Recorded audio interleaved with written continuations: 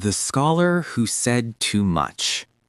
He read the Upanishads but said, "There is too much talking." I once asked a practitioner if he had studied Vedanta.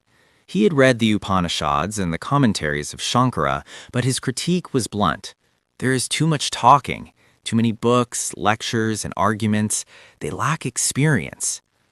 This points to an ancient friction. Can spirituality exist without experience? While the path of knowledge, Jnana, uses the intellect to slice through illusion, the path of meditation, yoga, seeks to bypass the intellect entirely. Yoga, the science of stillness. Is silence deeper than knowledge? In the Yoga Sutras of Patanjali, the goal is simple, self-realization, but the method is rigorous. Yoga is defined as the stilling of the mind's fluctuations. We move from many thoughts to one thought, and finally we drop even that. We often forget that this journey starts with the basics: ethics, living truthfully, yama and niyama; the body, sitting and breathing correctly; the breath.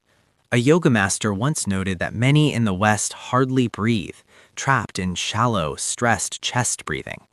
Pranayama is the bridge that calms the nerves to reach the mind. When the mind is perfectly still, we reach Samadhi. Swami Vivekananda compared it to a lake. When the water is crystal clear and motionless, you can see the very bottom. That bottom is your true nature, the seer. The Bhakti and Vedanta critique. Meditation versus Vedanta, an ancient disagreement. Not everyone agrees that silence is the only way.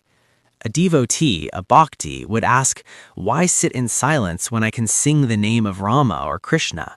Why waste the mind on nothingness when I can fill it with love for God? Then comes the Vedantic critique. What if Samadhi is not the final truth?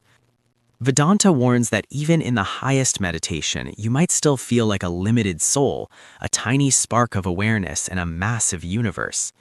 You enter peace, but when you open your eyes, the world returns and the peace fades. The prison of Samadhi. Vedanta argues that I am Brahman, limitless reality, is a truth that doesn't require closed eyes.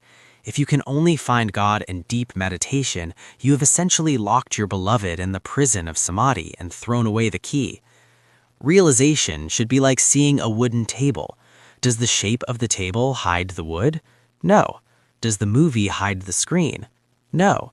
Whether the movie is a comedy or a tragedy, the screen remains untouched. The middle ground. True wisdom is realizing you are the witness consciousness, Purusha. When the body is sick, you observe the sickness. When the mind is sad, you observe the sadness. You are the screen, not the movie. I remember a great pandit from Bengal named Murari. He was a master of Vedanta but practiced astrology to pay the bills, famously joking that there is no money in Vedanta. He represented a bridge between the high philosophy of the texts and the practical realities of life. At a public gathering, as I approached him on stage,